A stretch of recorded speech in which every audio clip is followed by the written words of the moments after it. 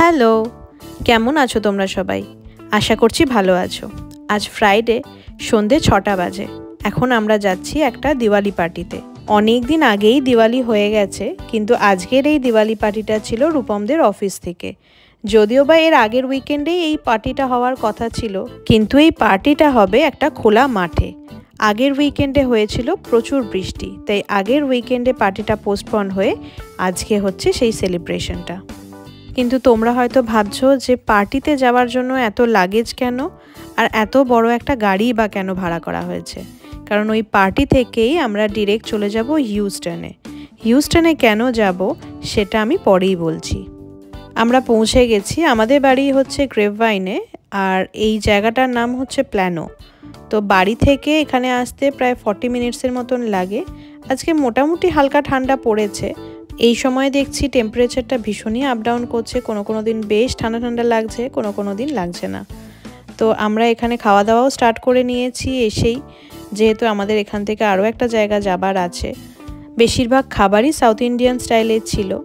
Chicken 65 biryani, sambar rice ছিল, card রাইসও ছিল, তারপর কিছু পকোড়া ছিল, আর তার সাথে ছিল একটা চিকেন কারি। আর এই যে পিঙ্ক কালারের জুসটা, এটা সত্যিই খুব ভালো খেতে ছিল। এটা ছিল একটা স্ট্রবেরি ফ্লেভার আর একটা লেমনেড। আর আমার খুব ভালো লেগেছে সেটা হচ্ছে সিমুই ছিল। আর যেহেতু অনেক দিন পর আমি সিমুই খেতে পেরেছি, তাই আমারও খুব ভালো লেগেছিল খেতে। এরপর এখানে আরও কিছু বাচ্চাদের গেমসও ছিল, কিন্তু আমরা অনেক লেট করে ঢুকেছি আর খুব তাড়াতাড়ি বেরিয়ে যাওয়ার প্রোগ্রাম আছে, তাই বেশিক্ষণ এখানে দাঁড়াতে পারিনি। একটু ফটো তুলেই ওখান থেকে বেরিয়ে এলাম। হ্যালো, এখন আমাদের খাওয়া দাওয়া হয়ে গেছে আর এখন পার্কেই আছি। পাশের ওয়াশরুমটাতে ছেলে আর আমার হাজব্যান্ড গেছে। আর এখান থেকেই আমরা এখন বেরিয়ে যাব হিউস্টনের জন্য, কারণ ওখানে কালকে আমাদের পুজো দেওয়ার আছে। তো পুজো দেওয়া হবে, বেশিক্ষণ লাগে না এখান থেকে, 4 ঘন্টার রাস্তা। তো আশা করছি, এখন বাজে 7:10, ওই 11:30টার মধ্যে আশা করছি ঢুকে যাব। তো হোটেল বুক করাই আছে, কোনো অসুবিধা হওয়ার কথা না। রাস্তায় হয়তো আর একবার দাঁড়াতে হতে পারে। বাচ্চাদের তো আজকে এমনিও স্কুল ছিল, তোরা খুব টায়ার্ড হয়ে গেছে। তো স্কুল থেকে এসে আবার এখানে আসা, গাড়িতে ঘুমিয়ে পড়বে। তো জার্নিটা হয়তো খুব স্মুথই হবে। দেখা যাক, সাথে থাকো আর দেখতে থাকো। যেরকম বললাম, ওখান থেকে বেরিয়েই কিছুক্ষণ যাবার পরেই 3টে বাচ্চাই ঘুমিয়ে পড়েছে।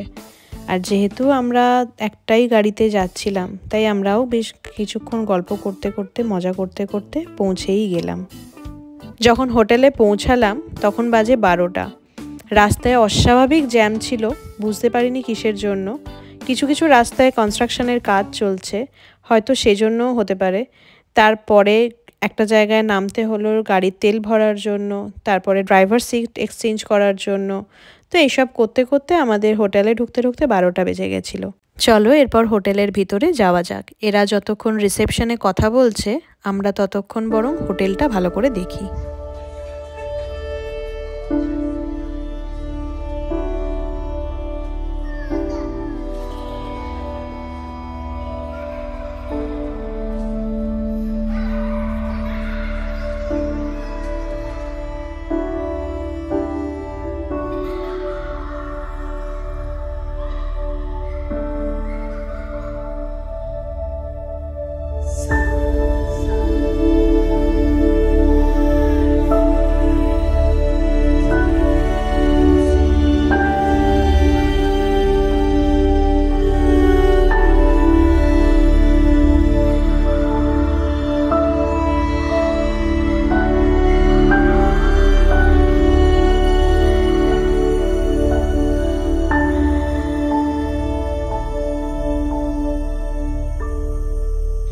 এটা হচ্ছে ব্রেকফাস্ট এরিয়া। এই যে চেয়ার টেবিলগুলো রাখা আছে, এখানে হয়তো ব্রেকফাস্ট খাওয়ার জন্য।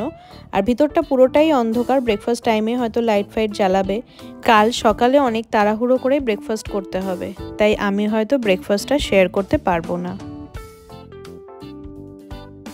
Good morning. এটা পরের দিন সকালবেলা। যেরকম বলেছিলাম যে 8:30টার মধ্যে মন্দিরে ঢুকতে হবে, তাই তাড়াহুড়ো করে স্নান করে তারপর শাড়ি টাড়ি পরে সবাইকে রেডি করে হোটেল থেকে বেরোনো একটু চাপ হয়ে গিয়েছিল, কিন্তু আমরা ম্যানেজ করে নিয়েছি। আর আমি এক্সট্রিমলি সরি, কালকে রাতে আমি হোটেলের রুমটারও ভিডিও করতে পারিনি।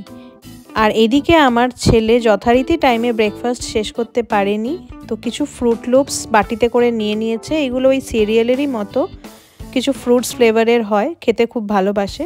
রাস্তায় যেতে যেতে ও এগুলোই খেয়ে নেবে। আর এখানে রাস্তায় যেতে যেতে দেখতে পেলাম একটা মেলাও বসেছে, দেখে তো মনে হচ্ছে ক্রিসমাসের জন্য। এখনও ওপেন হয়নি, হয়তো ডিসেম্বরে ওপেন হবে। কথা বলতে বলতে আমরা চলেও এলাম মন্দিরের কাছে। এই যে হিউস্টন এসেছি, এটা টেক্সাসের ভেতরেই আর একটা শহর। এই যে মন্দিরটায় আমরা আজকে এসেছি, এই মন্দিরের নাম হচ্ছে হিউস্টন দুর্গাবাড়ি। দুর্গাবাড়ি মানে বোঝাই যাচ্ছে যে এখানে দুর্গা ঠাকুরও আছে, তাই প্রতি বছর দুর্গাপুজোর সময় এখানে খুব সুন্দর করে পুজোও হয়। আমি অনেক ফটো বা ভিডিও দেখেছি, কিন্তু কোনোবারেই আসা হয়নি, যেহেতু এতটা দূরত্ব।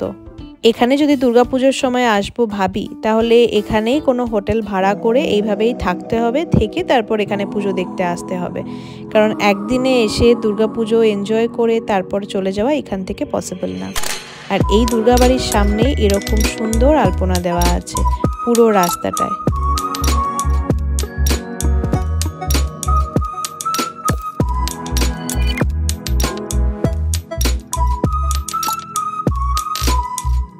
এই যে ওরা হেঁটে হেঁটে আসছে, ওই পেছন দিকটাই ছিল ঠাকুরমশাইয়ের বাড়ি, তো ওনাকে ডেকেই ওরা আসছে।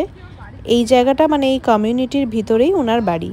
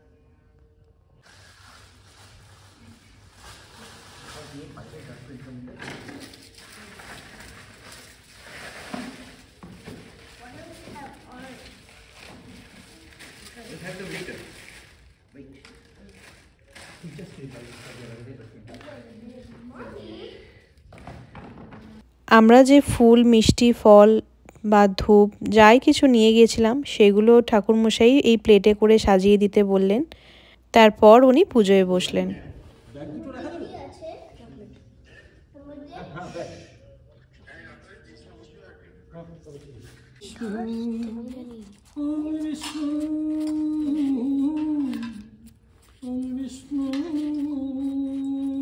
ভিডিওর হাফ আমাকে দেবে।